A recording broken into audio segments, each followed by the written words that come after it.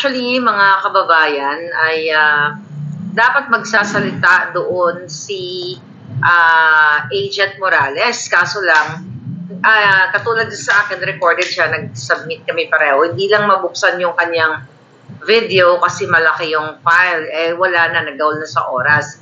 But anyway, maybe I can play yung kanyang message ngayon bago yung ating topic. Pwede ko i-play yung kanyang mensahe para marinig ninyo yung nakamiss. Tignan natin kung I hope na nandito siya, no? Okay, tignan natin kung nandito ang kanyang video. Ito pala, ni Agent Morales.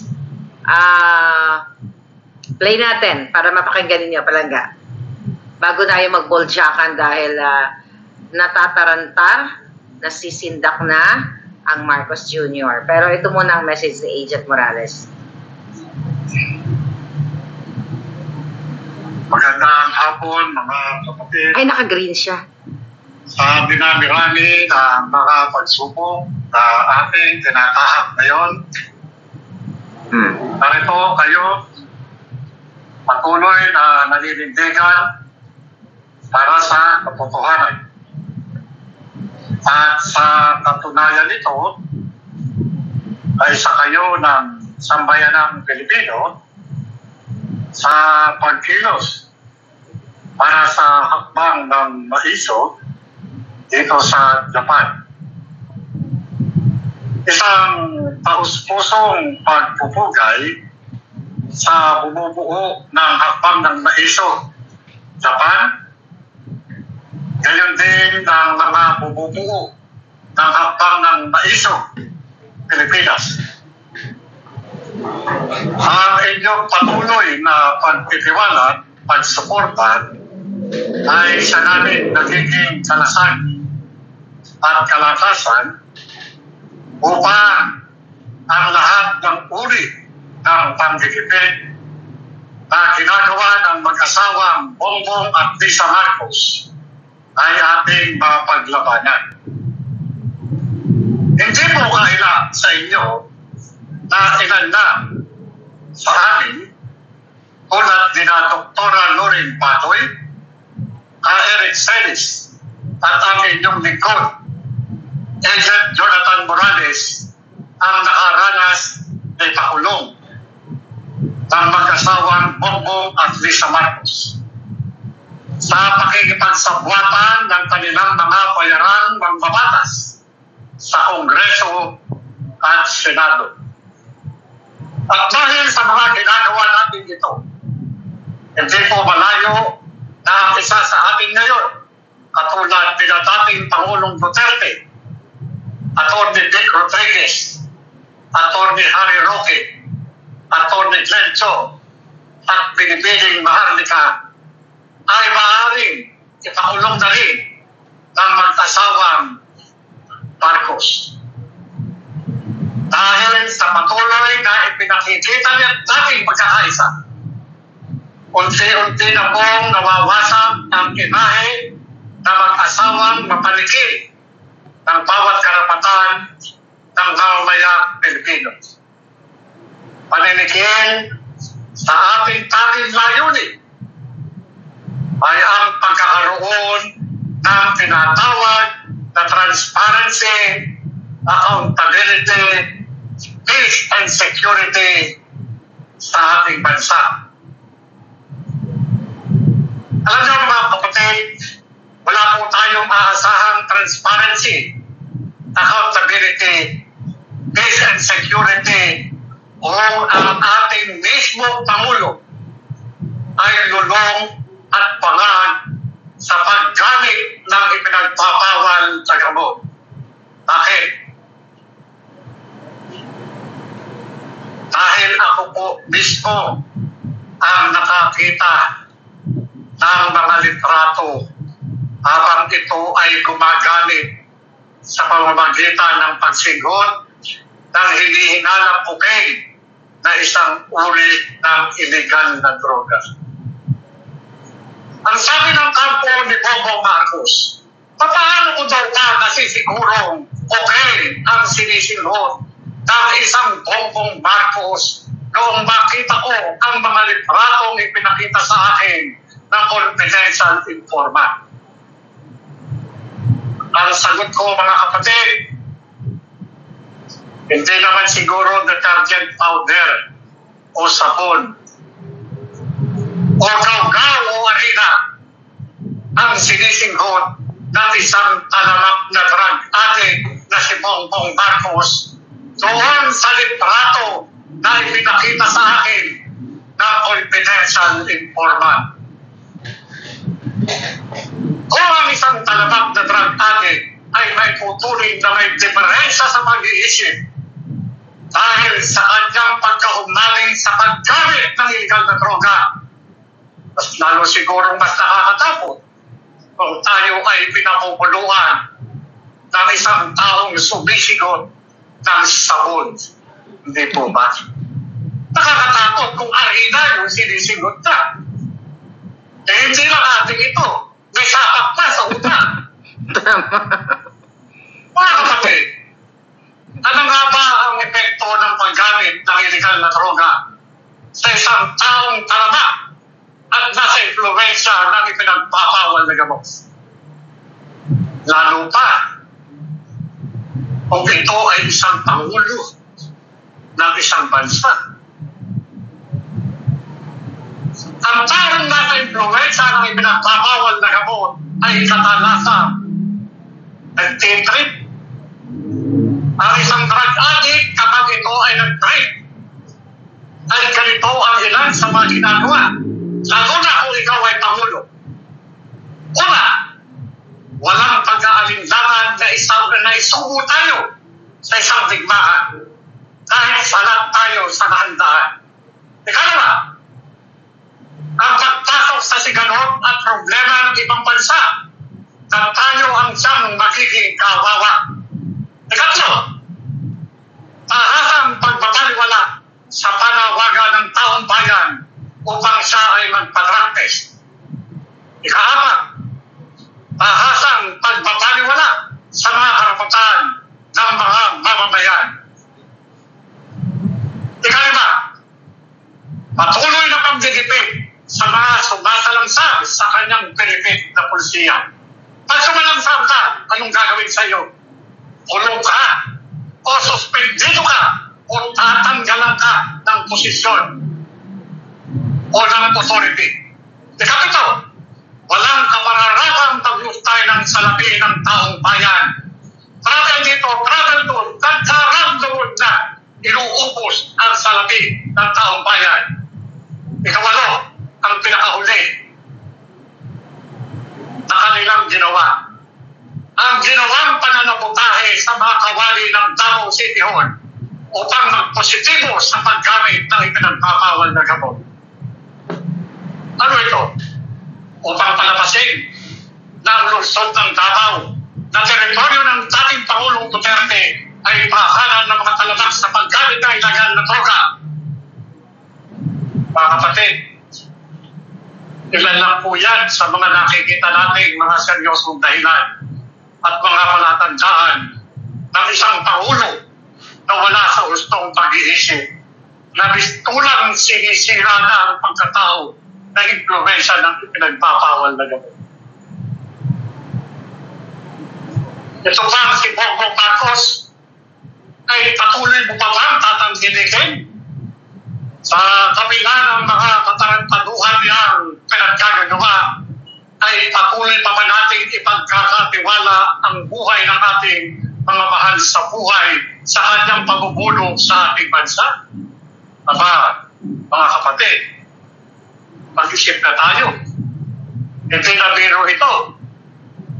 Mukhang may diferensya na lang sa pag-iisip ang maniniwala pa sa mga na Pangulong ito. Panahon na, mga kapatid, mga kapwa ko Pilipino, upang talikuran natin ang ating tanga na Pangulo. Maraming salamat po sa inyong lahat. Ayan, napakagandang mensahe ni J.M. Morales. So, yan po yung message niya. Dapat sa maisog. Kaso lang, kanina may mga technical difficulties. Pero at least, napanood ninyo. So ngayon, pag-uusapan natin mga kababayan, yun nga, yung natatakot na siya. So, but muli sa Maysog, Japan, at ngayon sa Paris, alas 3 ng hapon, no, sa Paris, France, ay meron ding Maysog rally na pinamumunuan nila Noel Suwal. Diyan po, sinad natin sa inyo. Kaya kung ikaw ay nasa Paris, ay ito mga kababayan, basahin ko pala muna para, kung may gustong umattend dyan ngayon, pwede kayong makahabol. Okay? Paris, France, maakbang ng Maisog, okay, mga kababayan. Ang oras ay ganap ng, actually, ang oras ay, ba't wala nakalagay dito? Uy, Noel, nakalimutan mo yung time. Okay, but anyway, Saturday, June 8. Okay, ang telephone number na kukontakin ninyo is 33623-014015 or 33651-335-323. Ayan yan mga kababayan. Screenshot nyo na lang ng pinaka-bongga. Or nandiyan po sa ating Boljakan Facebook page. Okay, mga palaga. So, napag-alaman natin na kaya talagang umiikot at ng parang trompo. Umiikot itong bangag na presidenteng ito, mga kababayan, kasi nga nakikita nila yung impact ng ating paghakbang bilang isang maisog o bilang mga maiisog na Pilipino. So ito yung inaano nila, yung kinakabahan. Okay? Kinakabahan, kaya naman siya ay nagpapamudmod ng mga ayudang na pornada o mga ayudang hindi naman talaga nakakarating ng tama sa ating mga mamamayan. So the reason why, mga kababayan, kung titignan ninyo ang Facebook page ng bangag na Pangulo, right, at ng kanyang asawa na kidnapper, smuggler, lahat na nga, nasa kanila na, ay kailangan pa nila magbayad ng bots, ng trolls, mag-hire ng firm, digital black ops firm, na kung saan binabayaran ng 5 million kada buwan. Dito pa lang po sa account ni Liza Marcos. Mga kababayan, open your neurons. Buksan niyo po ang inyong pag-iisip, buksan niyo ang inyong puso. Kung bang ang taong bayan ay satisfied at natutuwa sa ginagawa ng mag-asawang Bartek at Bangag, okay, Bartek, Liza at Bangag, kailangan pa ba nilang magbayad ng, kay Liza pa lang to sa Facebook niya, ng 5 million kada buwan para mag-comment yung mga bots, automated comment, okay, AI generated, para bigyan ng papuri si Liza Marcos. Kahit tignan ninyo, yung mga hindi pa narinig itong sinasabi ko, kahit tignan nyo ngayon yung Facebook page ni Liza, sa isang bots, ang comment is 5, 10.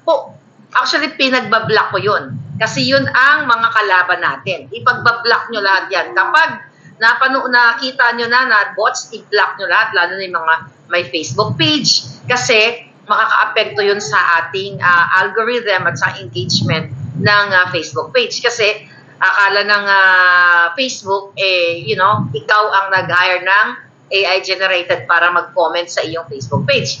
Siya nga itong si Liza Tanas. Hindi niya alam na magkakaroon ng impact yan sa kanyang Facebook page. Siya nga, Bangag, Bartek siya siguro, kaya hindi niya iniisip yan. But ganun pa man, mga kababayan, kung totoong binoto siya, si Kuting, ng 31 million Filipinos na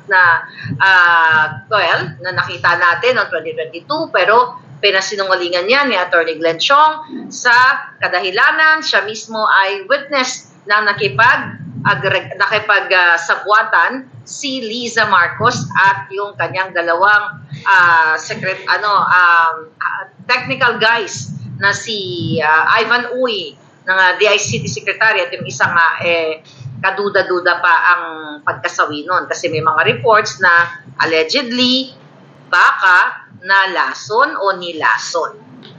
Okay. So yun na i-report sa atin. But ganun pa man, the reason why umiikot si Liza Tanas, si Coting, si Ngagba, si Tambaluslos at lahat ng kanyang mga alipores para magbigay nitong mga government aid na to o yung mga ayuda na hindi naman nakakarating sa mamamayan. Yung iba man, swerte ko, makakuha kayo ng 10,000. Yung iba naman ay nakita nyo sa video na nagba-viral ngayon, binawasan. But let's talk about that later. Pag-usapan muna natin kung bakit umiikot-ikot si Marcos Jr. para magbigay ng ayuda. Ito pa ay napakasimple lang intindihin. Unang-una, 2025 election. Unang-una is bagsak ang rating niya. Doon pa lang sa Bohol, -8 siya doon. Di ba? Mga palangga. Negative, hindi man lang 0. Negative. Okay? Then, iniikot niya yung mga probinsya na may mga malalaking number of voter may mga malalaking rehistradong botante. Okay?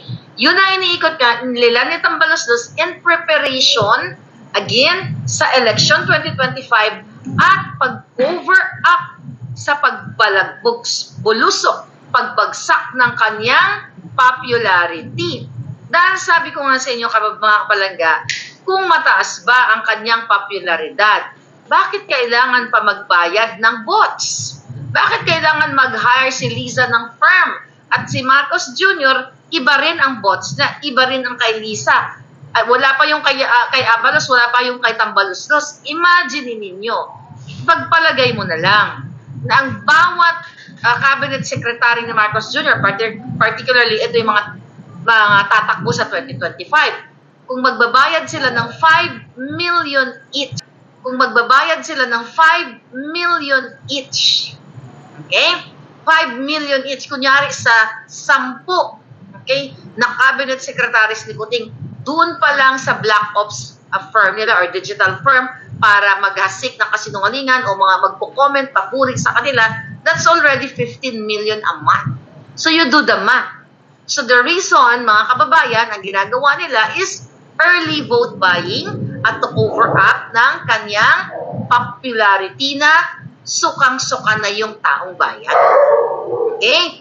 So ang ginagawa nila ni Marcos Jr. umiikot-ikot para impluwensyahan, linlangin, okay, akitin ang taong bayan dito sa mga ayudang ito na hindi naman nakakarating ng tama sa kanila. Ito po ay suhol, bayad sa ating mga kababayan dahil hindi naman pupunta ang mga tao dun sa plaza o kung saan man na, o kunyari, darating ang presidenteng bangag, pumunta kayo, suportahan natin. Hindi ka sila pupunta eh. The reason why kaya pumupunta itong ating mga kababayan dahil hikahos sila. Wala silang pambiling bigas, pambiling ulam, panggatas ng anak. You know, kapit sa patalim, ika nga. Kahit naman sino sa atin, mga kababayan, kung wala tayong masaing, may nabalitaan ka, sabi ni barangay, pumunta ka doon, magpalista ka, at mamimigay ang bangag ng presidente, kahit nabwisit ka sa bangag na yon, pupunta ka para meron kang pangkain. Anyway, pera din naman ng bayan yan. Diba? So mga palangga, etong mga early vote buying at pagbibigay nitong ayuda na ito ay, sabi nga natin, di ba, band-aid solution. Di ba? Conditional. Kumbaga, may condition silang inaano sa inyo, nilalatag. Okay? Ano yung condition na yun? Mga kababayan, yung condition na yun na itong komunidad na ito, like sa Davao, ano ang ginagawa nila? Kung tingnan, Davao de Oro, Davao del Norte. Unang-una, para makipagkompetensya sa mga Duterte at sa maisog rally na dinumog talaga ng mga Davaoeños noong January. So isa yon sa dahilan na nakipagkompetensya si Kuting dito sa mga komunidad na do para puwersahin din ang taong bayan na suportahan sila through this ayuda-ayuda na ito. It's like, this is sapilitan. Kasi sabi ko nga, kung wala pong ayudang involved, walang perang involved, manawagan niya mga hinayupak na yan, pumunta kayo sa plaza, darating si Satanas, di ba? Si Satanas at si Kuting at lahat ng mga kaalyado nilang mga salot sa bayan, wala pong pupunta dyan. So again, coercion ang tawag dyan. Pamimilit. At ginagamit nila itong pang-akit. Okay? And this is what? Bribery, corruption, at kung ano pang mga violation na ginagawa nitong mga bangag na ito. This is pre-election pangako na naman. Lulukuhin na naman kayo na ito, si bangag, nabigay na naman ng ganito-ganyan. Pero sabi nga, temporary lamang yung solusyonan at yun, conditional. Di ba? Anong ginagawa nila? Ng DSWD, karay-karay nila. Pupunta kayo dito, okay, para bibigyan namin kayo ng ayuda. Kung hindi kayo pupunta, wala kayong ayuda. Yan ba ang tamang pagbibigay ng aid, ng tulong sa ating mga kababayan na, okay, doon tayo sa plaza. Katulad ng ginawa nila sa Quirino Grandstand. Diba? Remember nung sinabayan nila, tinapatan nila yung Maisog Rally, yung pinakaunang-una, yung kick-off party ni Kuting. Diba? Ganon din yung style nila. Kinontak nila yung mga barangay, nagpapirma ng mga tao, pumunta doon para bigyan doon i-claim ang ayuda. So ano yan? Pamumuwersa yan, pamimilit. Pero dahil ginamit nga yung ayuda, so hindi masyadong halata. Pero sa ating mga matatalino, magagaling, at hindi bangag ang pag-iisip, alam natin na ang purpose ng gobyernong bangag is sapilitan na doon magbibigayan ng ayuda para nga naman magmumukhang maraming tao doon sa kung saan sila, kung saan plus taman o sa Quirino Grandstand. Kaya diba nakita ninyo, during that time, magkasabay ang Maisog Rally, Davao at yung Kiko Party ni Kuting, hindi nga nakaabot ng hindi nga naka 15,000 live viewers itong si Kuting. Mas mataas pa ang Maisog Party, ay Maisog Rally. So like almost 20,000 live viewers. So, incumbent pa ito si Kuting, di ba? Dapat siya ang bida-bidahan. Compare nung panahon ni Pangulong Duterte. Remember that, mga kababayan, mga OFW, nung si Pangulong Duterte, wala man siyang binibigay na ganitong ayuda-ayuda eh. Hindi ganito yung madalas na pag-ikot-ikot ni Pangulong Duterte kasi inilagay niya sa tamang perspective yung pagtulong katulad ng Malasakit Center na talagang maraming natulungan ako, marami talaga akong nailapit doon. Anyway, so makikita mo yung live viewers ni Pangulong Duterte hanggang sa umalis siya. 100,000 live viewers. Di ba? 100,000. Yung 5,000, Kuting, Diyos ko po. Noong nakaraan nga, nagla-live ang gago, 5,000 lang. Ibig sabihin po, yan ay signales na ang taong bayan ay sukang-suka na sa bangag na ito. So again, ito ay pagmamanipula sa kaisipan, sa ating mga kababayan by using this, ayuda, 5 kilong bigas. Kasi, I think sa Davao, yung namigay sila ng cash, tapos based sa kanilang press release sa Presidential Communications, namigay daw ng 10,000 pesos, then may nakalagay doon, naka-attach dito sa kanilang press release, na si Tambaloslos ay namigay din ng 5 kilong bigas. Okay? 5 kilong bigas. I think, dito yon. Ito. 5 kilong bigas. Saan yung binasa ko kanina? Ito. Katulad nito. Sabi ng RTV, continuing the administration's whole of government approach to uplift the lives of Filipinos under the vision of Bagong Pilipinas.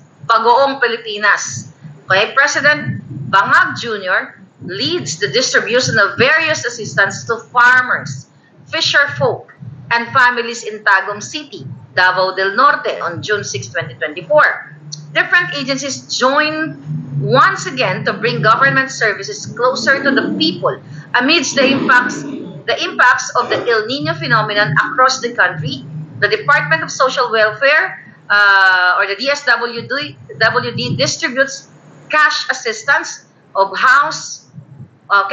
cash assistance worth 10,000 to beneficiaries, while the Office of the House Speaker, Ferdinand Martin Tambaloslos Romualdez, provides 5 kilos of rice to each of the attendees. Okay, sabi dito, during the program, President Marcos Jr. Bangag personally leads the distribution of 10,000 cash assistance to 10 beneficiaries from 3 provinces as well as 10 million each to the provincial government of Davao del Norte, Davao de Oro, So, anong ibig sabihin ito mga kababayan? So, again, ito ay minamanipula nila ang kaisipan ng tao na pagbibigay ng aid na ito, ayudang ito, tapos bit-bit pa si Martin Romualdez na nangangarap na maging presidente, mga palangga. So again, itong mga ginagawa nila ni Kuting Jr., ito ay panglilin lang. Actually, ang mga binibigyan nila ng ayuda, makikita mo yung favoritism nila at mga discrimination nila. Sino ba yung pinupuntahan nila mga mayors? Diba?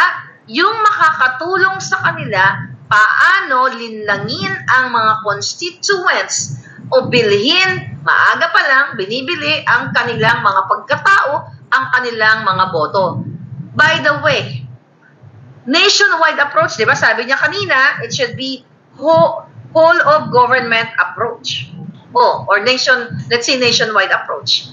Bakit Davao lang? Bakit dito lang sa Camarines? Bakit hindi buong Pilipinas, mga kababayan? Kasi nga, ito ay favoritism ng Kuting Jr. ng mga bangag. Pag hindi ka favorite, tatanggalin ka sa pwesto. Katulad ni Governor Obahid, katulad nung yung gusto nilang kay Mayor Rama at sa iba pang mga pinagsususpend nila ng walang due process. So see that, ang tawag dyan, discrimination or pagbibigay ng pabor sa mga taong gusto lang nilang bigyan ng tulong like mga mayors. Pwede bang ganon? Na ang presidente pwedeng mamili? Hindi ka pwedeng mamili. Kung kaya mong bigyan ng ayuda o kung ano pang mga aid, ang lugar na ito, dapat whole nation approach. Hindi lang yung kaalyado mo. Pag hindi mo kaalyado, tatanggalin mo. Diba? Kung hindi, katulad ni Mayor Baste na I hope, na talagang lalaban ang mga Davaoenyo para, pigilan itong kanilang planong pag-suspend kay Baste. So mga kababayan, may mga karampatang may karampatang parusa sa ginagawa ng mga jutang genimis na ito. Again, ito po ay hindi long-term solution sa ating bayan. Ito ay short-term lamang. Parang short-term memory ni Kuting. Diba? Ni Marcos Jr. dahil short-term, nakalimutan niya yung mga pangako niya sa inyo, sa atin, na ibangon muli ang Pilipinas. So ito po ay panandaliang aliw lang, kumbaga, na ginagawa nila dyan sa Malacanang, na nag-orgy-orgy mga jutang ginimis dyan kapag sila ay ngagbana. Diba? Kaya instead na mag-trust yung taong bayan sa kanila, lalong masusuka tayo. Tignan nyo, look at the Maisog Rally. Diba? Global na tayo. And hopefully, magkakaroon soon, i-announce natin kasi may mga organizers sa California, sa Vancouver, Canada, at sa iba pang mga lugar sa Las Vegas, magkakaroon din sila. And hindi ko pa po kayo nasasagot sa Vegas. I will answer your email. Pasensya na. But ganun pa man, mga kababayan, itong mga ayuda-ayuda na ito ay isa lamang panglilin lang ni Kuting. Bakit kamo? Asan yung pangako niyang digital infrastructure? Okay? Mano-mano na yung ayuda nila. Mano-mano sobre-sobre. Panahon pa ni Makoma yan. Ang pagbibigay ng ayuda, kung gusto niya talagang digital or modern o high-tech, hindi na dapat yan dumadaan sa mga sobre na yan. Dapat yan cheque or yung card. Diba? Remember, I think last year yun, yung mga drama sila na mamibigay sila ng, what do you call it, yung ayuda para to fight hunger. Basta yung card. I forgot kung ano yung term na yon. But anyway, okay, I think, tignan natin dito kung nandito yun. Okay. Ayun, yung food stamp. Okay? Yung DSWD, mamimigay daw sila ng food stamp. Remember that last year na through credit card, not credit card, through card na yon para ilagay doon ang mga ayuda para sa ating mga kababayan na kapuspalad. Ngayon, mga palangga, bakit ito yung mga sobre-sobre pa rin? Okay? Kasi nga, maraming dadaanan na mga kamay katulad nung barangay na huli or nalaman natin dahil doon sa post ng isang recipient na binawasan pa ng mga jutang ginimis na mga functionaries eklabush o mga tauhan nila sa barangay, mga kababayan. So ito, pakinggan lang muna natin itong kaluluoy, kawawa naman, itong si Ann Villarin. Hi guys, good morning guys. Mauni ang akong ipila-pilahan ng pagkadlaw guys. Nakuha ko kuan, claim stop ngayong adlaw guys. Tapos kuan, kahapon sa DSWD Kwarta. Yatag kahapon utsog ng giga na uli ko alas 5 sa hapon. Grabe pila guys. Yan doon sa ng kwartahan guys. 10,000 guys. 1, 2, 3, 4, 5, 6, 7, 8, 9, 10. 10,000 guys. 10,000 na siya guys ha. Yung wala ko kabalo guys. Kung pila ko ani guys. Hindi daw niya alam. Pa doon sa barangay. Sa barangay pa doon ni Iabi guys.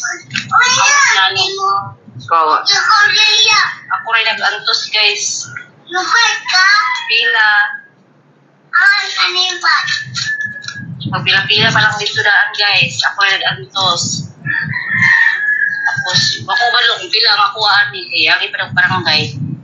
Okay. So, hindi daw niya alam kung magkano yung Okay. Sabi niya, ikan. Yatag. Okay. Ano yan? Okay. So, sabi niya, hindi daw niya alam kung magkano yung magiging party niya, di ba? Dalawa yung video na yan. Sinabi niya, hindi niya alam kung magkano yung party niya doon. Kasi, dadalhin niya pa sa barangay. Diba? So, ngayon, ito na yung dinala niya sa barangay. Ako kahapon, no? Ismail ako, ang giyatan sa kahapon sa SWD, Ismail. Pagkaman, bingon pa, doon barangay, parang itang kwarta dito, sa barangay sa Nawilan. Mura ni giyatan sa 1.5, ha? Tawas, Ismail, akong gawat kahapon buo. Sakit ka, ayo, grabe ka. Ay, grabe ang bukila nito. Maluoy mo, just pa ko. Grabe, no? Mga palangga, ganito katalamak ang pambibiktima ng gobyernong bangag na ito. Actually, napanood ko yung interview ng kagawad. Ito yung sagot niya. Para maintindihan ninyo, yung hindi pa nakanood, yung iba nakanood na nitong short clip na ito, edi good for you. So, ito ang sagot ng kanilang kagawad. Nakal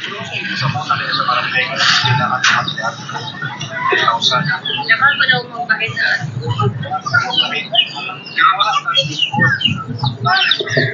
Buwan, dili sa ako. Hindi daw sa kanya na.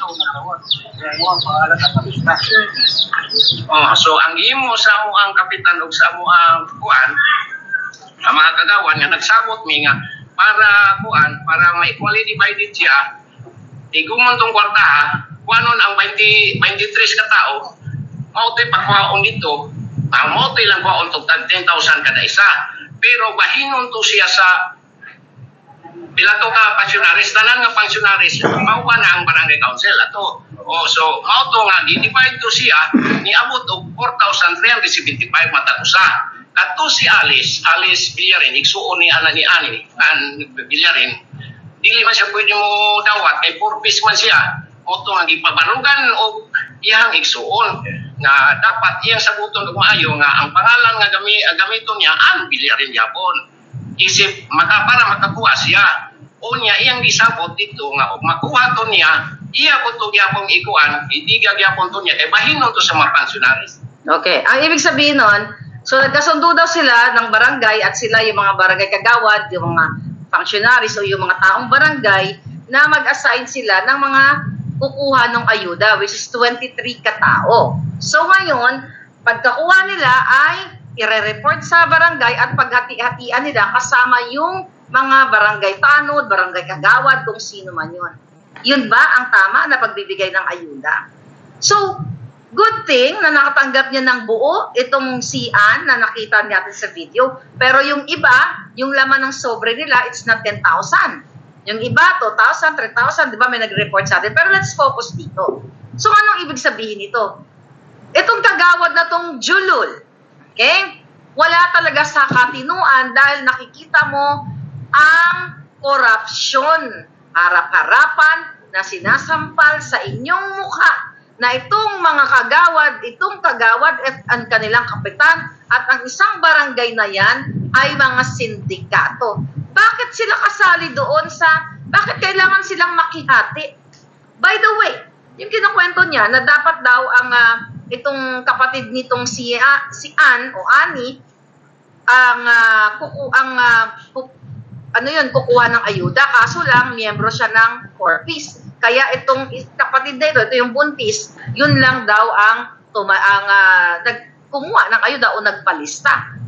Pwede ba yun? Kung hindi siya, by the way, ano nga ba, kaya nga bulok talaga itong buwaka ng Ginemis na bangag na ito eh.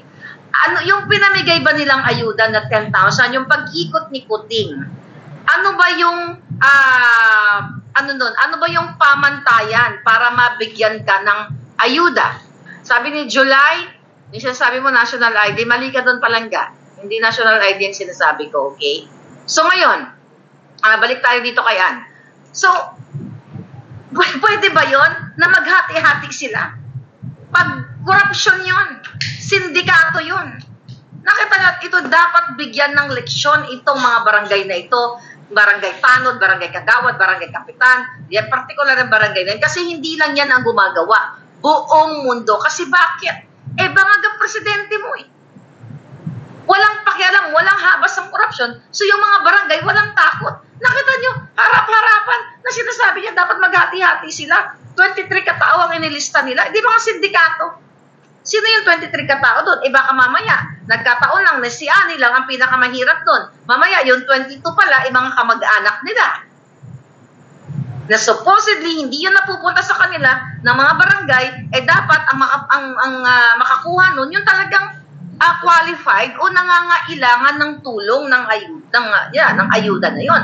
So, tinompute natin. Mga palaga, 23 katao daw yung kanilang manok, yung ano doon, yung manok, yung kanang pinapila doon. So, 23 katao, 10,000. Kung yun ang natanggap nila ng 10K bawat sobre. So, that is 230 katao. So, you divide the 400 something daw kada isa, naghati-hati sila. So, total of 52 katao ang nakatanggap nung yung kinlaim ng 23 katao. Hindi naman ganyan ang pagbibigay ng ayuda, ng aid nung panahon ni Pangulong Duterte.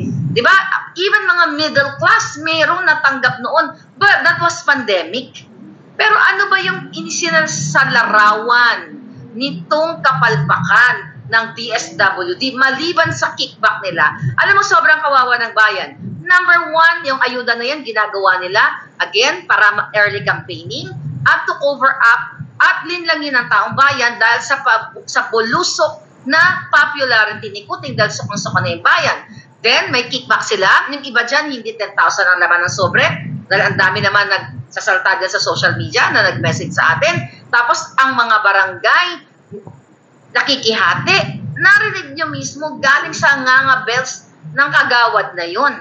Diyos ko, hindi ka nahiya. Pinagpapalamon ka sa mga pamilya mo. Galing sa pagnanakaw. Well, what do you expect? Ang bangag na presidente, ang pamilya niya, hindi lang nilalamon nila ang kinukuha sa bayan, pati pang polboron. pati pang tsuktsak sa mga girlalo. Diba? So, again, kawawa talaga yung ating mga kababayan, mga palangga. Kasi, nasaan na ba tayo ngayon? Diba? Ang yabang-yabang ni Kuting dati na magkakaroon itong bangag na ito, bangag noon, hanggang ngayon, bangag pa rin. Okay? Ano yung digital infrastructure? Di ba dapat systematic na tayo? Hindi na dapat sobre-sobre to. Kung ano ba yung intention nitong ayuda na ito?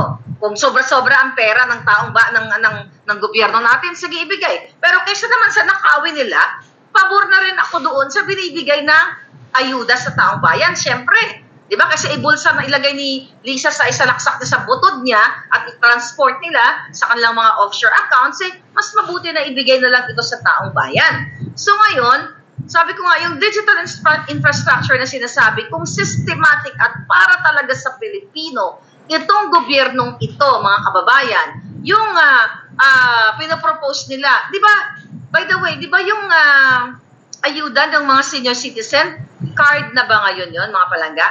Comment ka, hindi ako updated, no? Yung binibigay sa mga elderly natin, is it card na yung iba daw 4 months na wala pa rin laman yung card?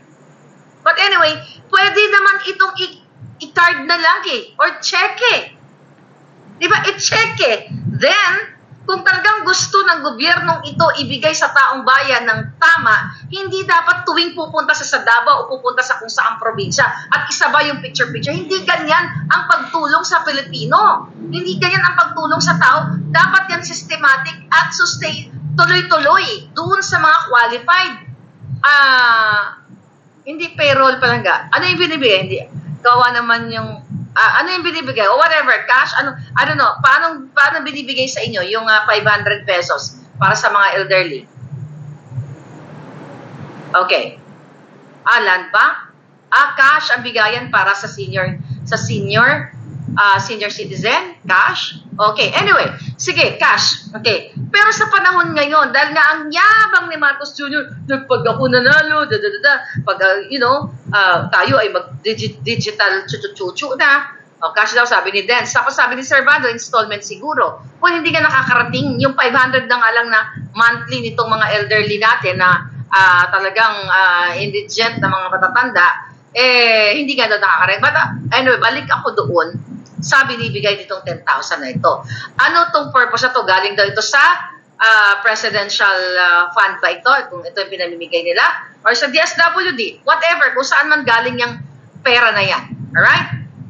Kung gusto talaga ni Kuting na tulungan ito, hindi niya napahihirapan. Ito buntis, pumila ng alas walang oras. 8 hanggang alas 5. Buntis pa.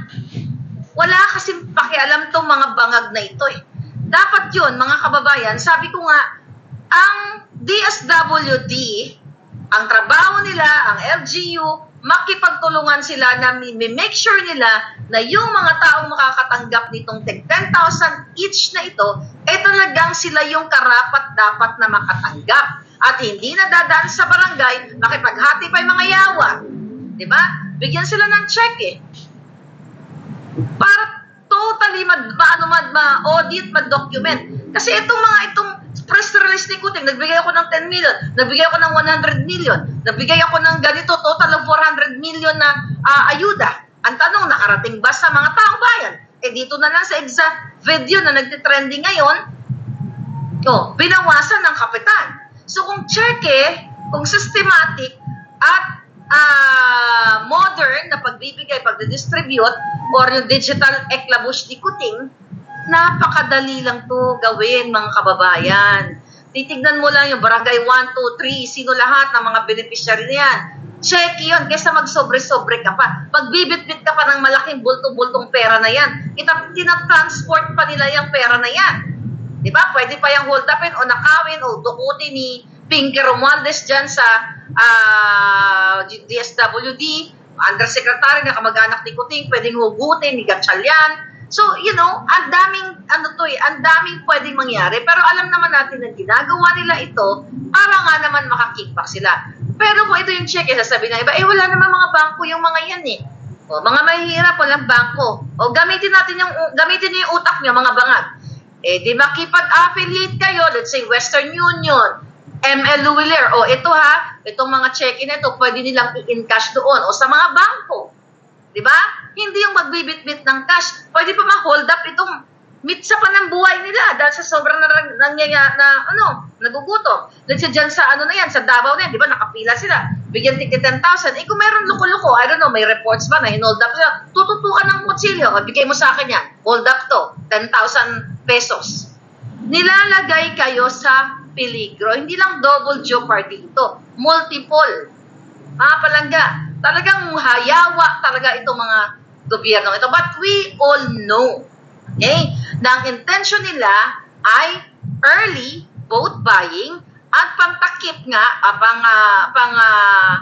uto, okay, panglinlang sa ating mga kababayan para pumunta kayo, para kunyari, marami pang sumusuporta sa bangag na ito.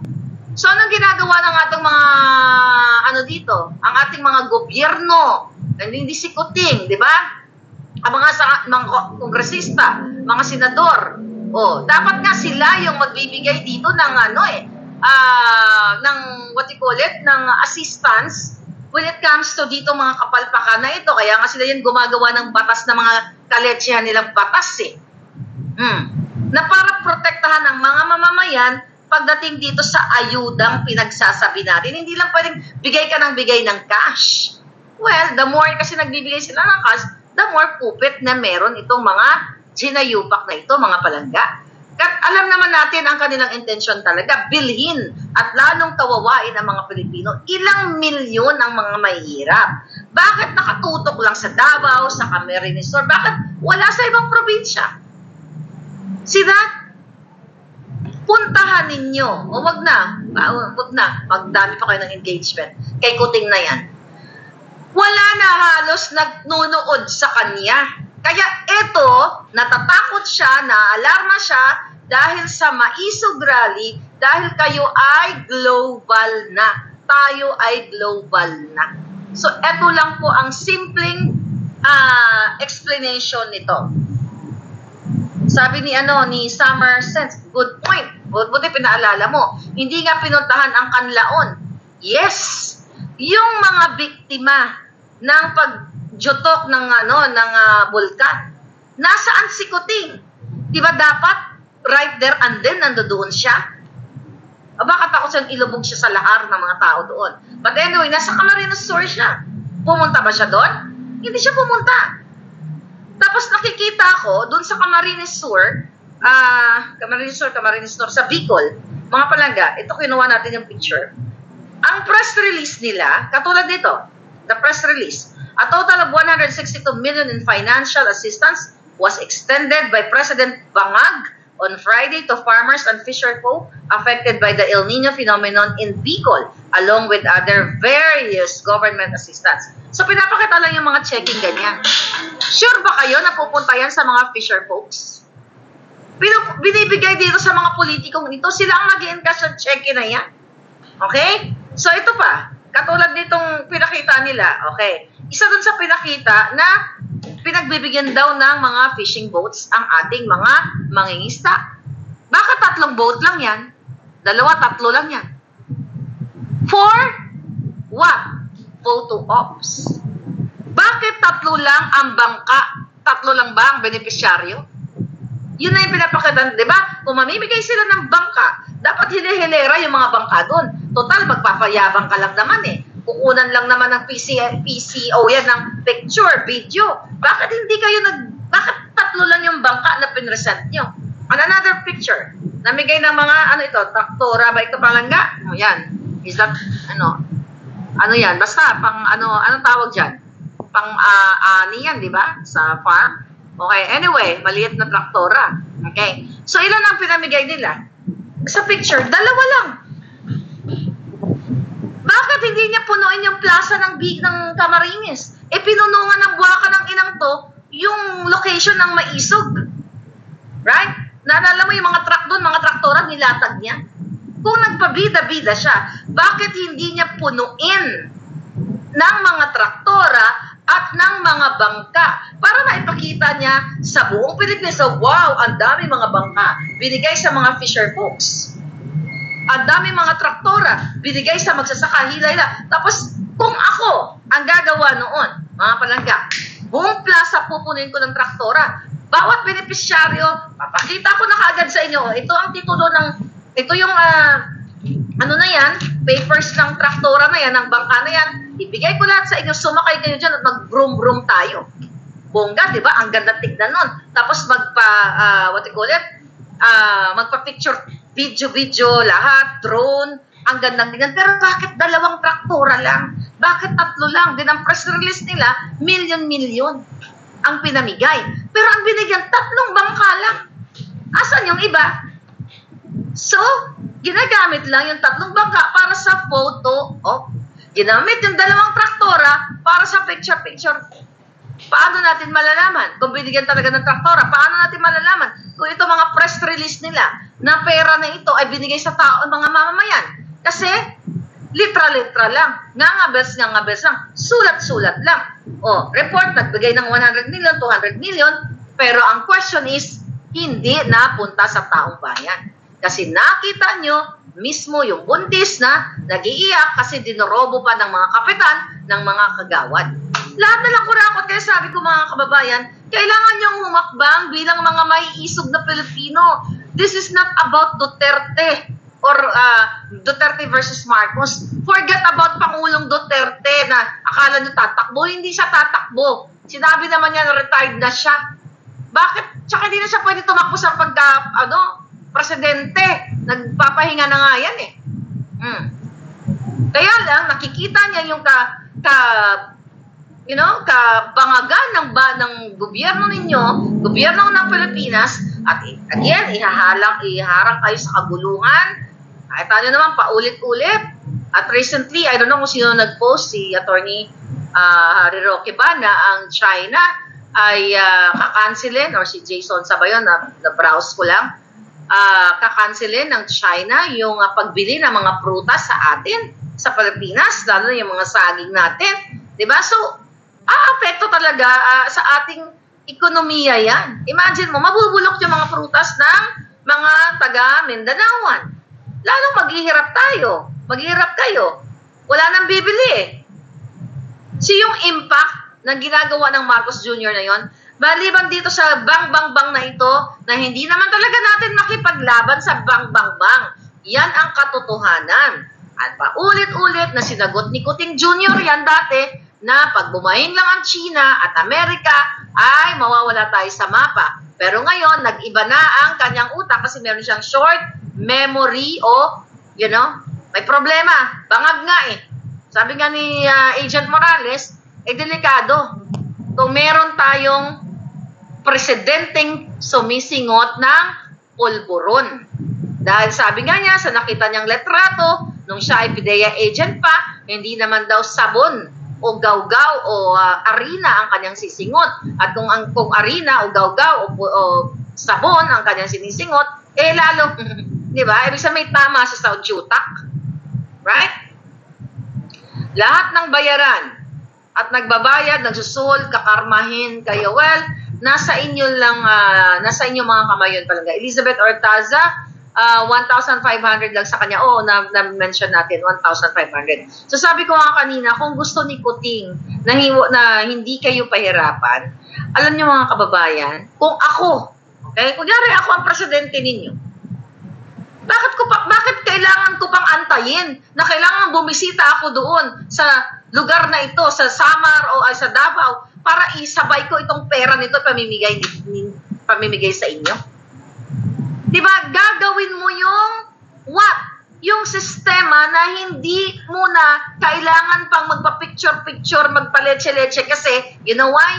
Ibigay mo ang tamang pagtrato sa Pilipino. Kasi kahit hindi magpakita ang presidente sa lugar na yan, hindi siya umikot, pero nararamdaman ng taong bayan yung progreso, yung sustainable livelihood program. Hindi niya kailangan puntahan ng bawat barangay para marahalin siya ng tao dahil kusa yun na mararamdaman. parang pag-ibig yan. Well, pag-ibig naman talaga, kung umiibig ka sa bayan, ibig sabihin, iparamdam mo sa kanya, iparamdam mo sa taong bayan na minamahal mo by doing what? Sustainable project, sustainable livelihood program. Doon lang tayo iikot kasi pag nagkaroon ng opportunities ang taong bayan na magkaroon ng trabaho, magkaroon ng disenteng pamumuhay, kumita, ibig sabihin ang gobyerno ay epektibo. Pero tingnan nyo, kailan kayo magkakaayuda? Kapag pumunta si Marcos Jr., yan ba? Ano yan, nangangampanya pa rin siya? Yan ba yung leadership na, yan ba ang presidenteng may leadership? Wala yung bangagship yan. Hindi yan leadership ang tawag dyan. Wala ang vision eh. Kasi ang naisip niya, bangagship, yung vision niya lagi, para what? Para makasingot pagdating sa bahay. By the way, speaking of singot, recently, balita ng SMNI. Remember the 1.8 pulburon na nahuli sa Alitagtag, Batangas?